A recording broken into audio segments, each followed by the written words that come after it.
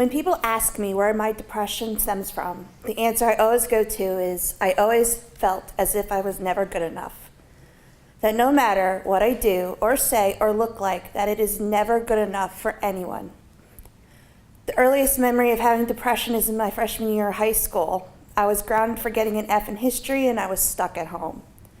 I sat in my room with a big bowl full of ice cream and just felt sad. Not the kind of sad you feel when you're grounded, like, geez, this sucks. But a certain type of sadness where I stared at the ceiling going over every bad thing that was going on in school, at home, or even internally. I just felt empty. I believe I have suffered depression earlier on than this earliest memory. I was bullied a lot in school. Never really had any real friends. I often felt invisible, even in my own home at times. But for some reason, this memory of being grounded at 15 sticks out in my mind as when my depression really started. The dark thoughts were still there as the months passed. I would sit in my room listening to sad music and always wonder, why doesn't anybody like me? I was able to hide my pain through my sense of humor. As long as I kept a smile on my face, no one suspected anything to be going on deep inside of me. I took the words said to me and the actions people bestowed upon me, and I locked them up deep inside because I never felt as if I was able to talk about my feelings or what I was going through. Things got better when I was a sophomore and got my first boyfriend. Before I met him, guys never liked me. I was always known as the ugly fat girl in school. People were repulsed by me, so you can imagine when I was 16 and an 18-year-old boy wanted to date me. I was thrilled. I thought, here comes my fairy tale romance I have been longing for. Someone is looking past my physical appearance and liking me for me. I'm going to get that love I so have been craving for. That is not what happened. For 11 months, I was abused mentally, emotionally, and manipulated into having sex with someone even if I didn't want to. Nothing I did for this man was ever good enough. It got so bad one time I nearly had a mental breakdown from the abuse that this man was giving me.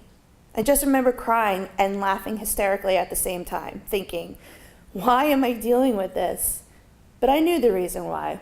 I wanted that attention. I wanted someone to love me for me and see me for my strengths rather than my weaknesses. To have someone to just be there.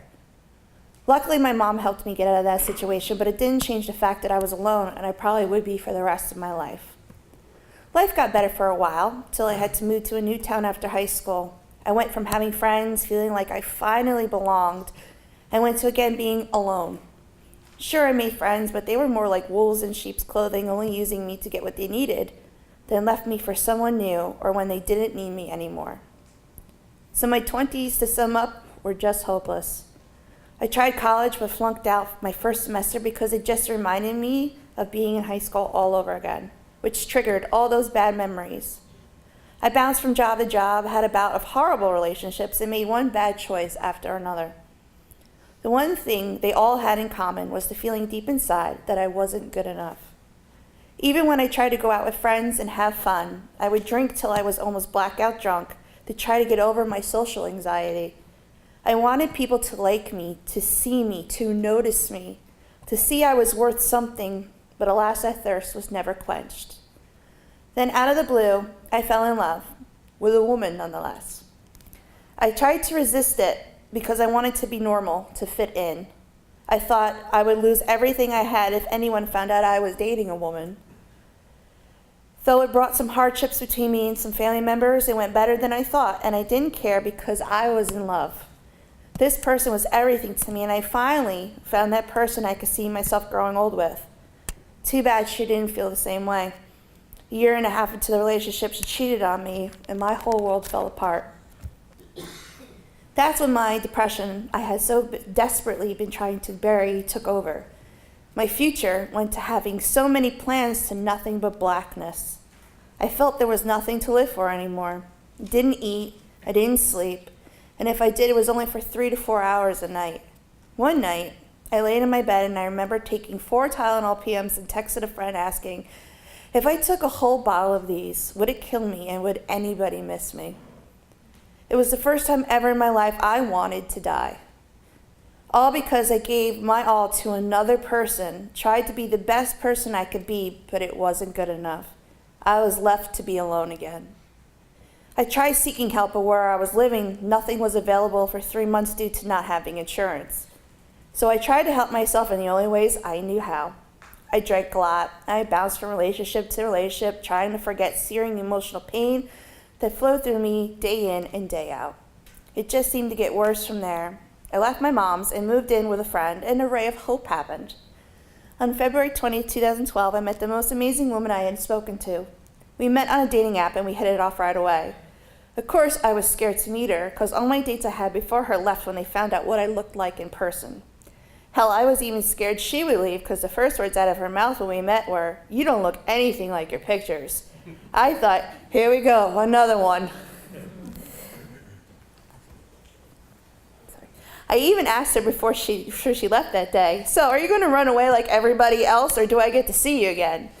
She laughed and said I would see her, but my paranoia of not being good enough and because of my past caused me to go home that night crying and wishing on anything that someone could see that I was good enough. She kept her word, and we saw each other again. That day was the beginning of a relationship beyond my wildest dreams, and it's a pleasure to now call that woman my wife. For the first time in my life, I never had to worry if she would leave. I never ever had a suspicion on where she was or who she was talking to. I spent so much time in the past trying to keep somebody in my life that I didn't have to worry about that. What was I supposed to do? I had to look within myself and deal with the demons I had been trying to bury for a long time. Trust me, I didn't want any part of it.